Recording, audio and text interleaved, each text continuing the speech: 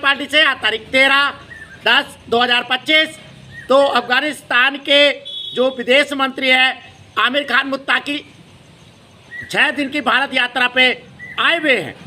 तालिबान हम जानते ही हैं एक लंबे और खूनी संघर्ष के बाद अफगानिस्तान की सत्ता पे काबिज हुआ है और उसमें भी महत्वपूर्ण बात यह है कि कड़ाई से शरिया शासन लागू है। अफगानिस्तान में स्त्रियों की जो तस्वीरें आती हैं वो बेहद भयावह हैं। उस कमरे में जिसमें स्त्री है एक खिड़की और दरवाज़ा भी नहीं होना चाहिए, खिड़की भी नहीं होनी चाहिए ताकि उसको कोई बाहरी व्यक्ति देख ना सके, और स्कूल के दरवाजे पूरी तरह बंद हैं।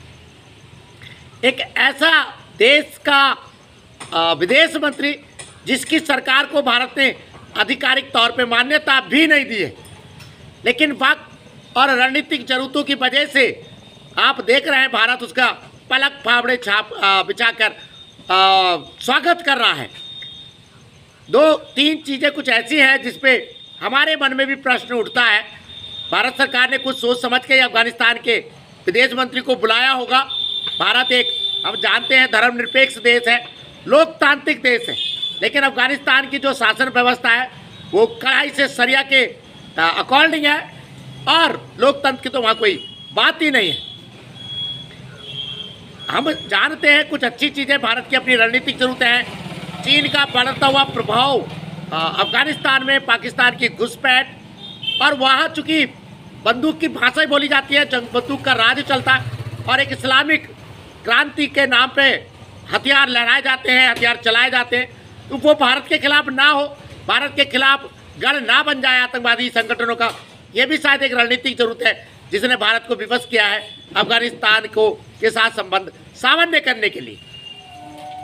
यहाँ पे एक बात जो मेरे मन में है, जो शासन व्यवस्था है अफगानिस्तान की, शरिया की, स्त्री के प्रति जो दृष्टिकोण है, और मुत्ताकी साहब देवबंद जाते हैं और देवबंद में उनका अभूतपूर्व स्वागत होता है।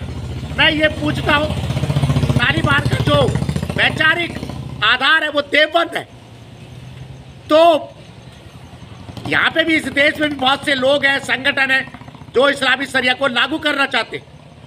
क्या उससे उन लोगों को, संगठनों को कोई दिशा, कोई प्रेरणा तो नहीं मिल जाएगी मुत्ताकी साहब की यात्रा से, उनसे बढ़ाए गए संबंधों से? ये एक ऐसा प्रश्न है जिस पर भारत सरकार को जरूर विचार करना चाहिए। दोस्तों, शीर्षासन धरना आप जानते हैं लगातार जारी है। जनहित याचिकाओं के लिए मैं एक बार फिर दोहरा दूं, जनहित याचिका है स्कूली शिक्षा में जाति सूचक शब्दों में कड़ाई से रोक, अम्बेडकर जी को आधिकारिक राष्ट्रपिता घोषित किया जाए, गौतम अदानी, मुकेश अंबानी और रतन टाटा जी को भारत रत्न दिया जाए। यूट्यूब चैनल आप जानते हैं सत्यप्रिय सक्सेना के नाम से है, लगता है बढ़ाइएगा, सब्सक्राइब कीजिएगा।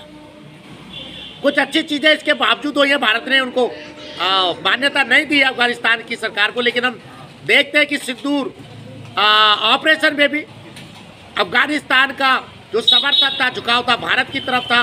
पहलगाम हत्याकांड में भी अफगानिस्तान की सरकार ने सबसे पहले निंदा की हमले की, और अब आप देख रहे हैं पाकिस्तान और अफगानिस्तान आपस में उलझे पड़े हैं। 58 सैनिक मारने का दावा किया है तालिबान ने पाकिस्तान की। चलिए, रणनीतिक जरूरतें अपनी तरफ है पाकिस्तान और भारत और अफगानिस्तान के संबंधों के संदर्भ में, लेकिन जो हमारा जो हमारी एक प्रश्न है, उम्मीद है कि उस पर भारत सरकार ज़रूर विचार करेगी। मुत्ताकी की